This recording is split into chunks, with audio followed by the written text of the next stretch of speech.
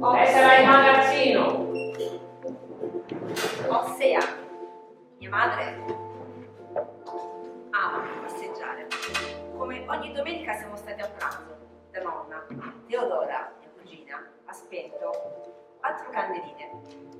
Ora è sera, passeggiamo lungo Corso Europa a Berlino. Davanti a me 2 ragazzini giocano con la saracinesca, la scuotono, ridono. Corro, voglio giocare anch'io, ma quando arrivo, loro scappano. Ma dove andate? Allora decido, mi aggrappo, la scuoto, ma la saracinesca vibra da sola. E poi il mondo si piega, cadono lampioni, scintille, le auto scappano come topi impazziti, mia madre mi afferra. Mi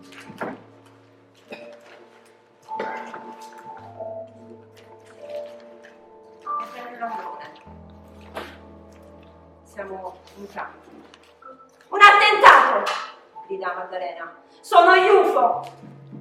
Urla mia madre, ma un vecchio col cuscino dice forte: Signor, ma quale UFO? Questo è un terremoto! Allora capisco. Crollano le scale. Non tornerò più della casa. La piazza è tutta affacciata e cielo.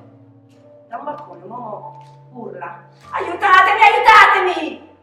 Ma dietro di lui il vuoto. Poi arriva mio zio, ci porta vicino al mare, in una casa fredda. Ma in quella casa, nel giardino di quella casa, c'era un'altalena. L'ho vista, appena arrivata. Io ho pensato: che culo! Poi l'odore del mare. Che prometteva, ma non ho ancora capito che cosa. E qui ci avrei un'altalena, te la metto, monterai l'altalena e quando i camerieri vedranno che lei si sta sedendo sull'altalena, le cose è il segnale per andare via e andare sul palco e incontrare quest'altre 2 figure. Mettiamo le altre 2 figure.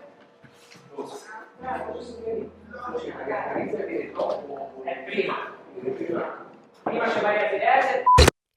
Vuoi vedere altri video come questo? Clicca sul pulsante iscriviti e sulla campanella delle notifiche per essere avvisato quando viene pubblicato un video, altrimenti potresti non vedere più la mia faccia.